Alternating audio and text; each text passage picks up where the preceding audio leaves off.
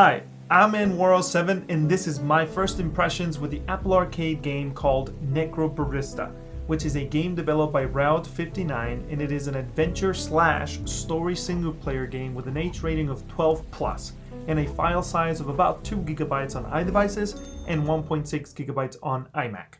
This game came out today and I went straight to it because it did catch my attention. Like with the art and the premise itself, I was hooked from the beginning. And when I started playing, I was surprised. It wasn't what I was expecting it to be.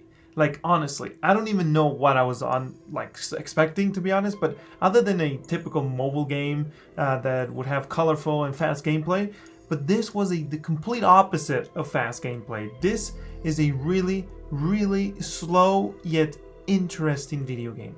It is not a Telltale style game with movement and story meshed together, but rather it is a sit down and enjoy, read, watch, almost like a movie kind of game, you know?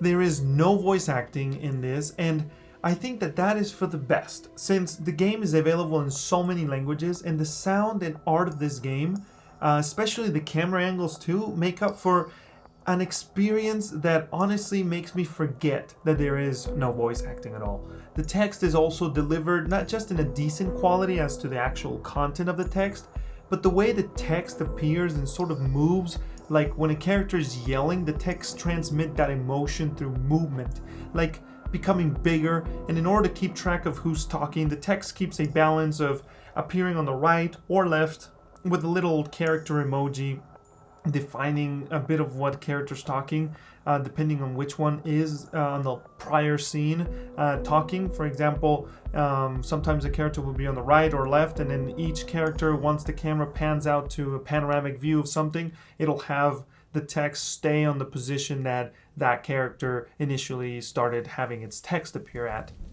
And the sound, honestly, the sound effects and the soundtrack, I think it's good, but the sound effects is just top of the line. Like, just put headphones on, or even if you have a stereo iOS device or on the iMac, you'll see what I'm talking about. The music, there's quite a bit of it, and so when it gets quiet, I actually had some moments where I would check to see if my volume was high enough, and I checked and it was fine, right? But after I checked it out of a sudden, like for example, a cup of coffee would break on the floor, and the eerie silence that I was experiencing ends abruptly, and the music kicks in to remind me to bring this sense of calmness or rush, depending on the situation that like happened right after. And the fact that in order to advance the story, you have to touch the screen or the mouse or the space bar to sort of like skip or advance the story itself, because it'll be like the camera will do this sort of cinematic stuff, panning or zooming, or the characters will sort of move a little bit, giving this sensation of continuity. Continuity, is that even a word? Yeah, I think it is. That, I don't know, it just brings a production value that honestly hooked me for more than 45 minutes. I kept playing for about an hour before I actually had to stop in order to make the first impressions video. And also I did that because this game takes a while to get a grip on things. So I'm suggesting you sit down and at least have, I'd say 30 minutes and I would say even an hour at least to give the game a true taste, or a true test run, you know, kind of like going to get a car. If you really want to understand what it feels like, I highly suggest doing about an hour. To wrap things up, if you like this kind of video, please let me know by subscribing and liking the video with the bell activated so you get a notification when the next Apple Arcade first impression video comes out, or review that I make based on your request in the comments or in the social media networks under N7, all in the description. I invite you to also try this game, because if you want a slow, unique, yet interesting game that is an acquired taste, by the way, I don't think everybody's going to be into this, especially on mobile.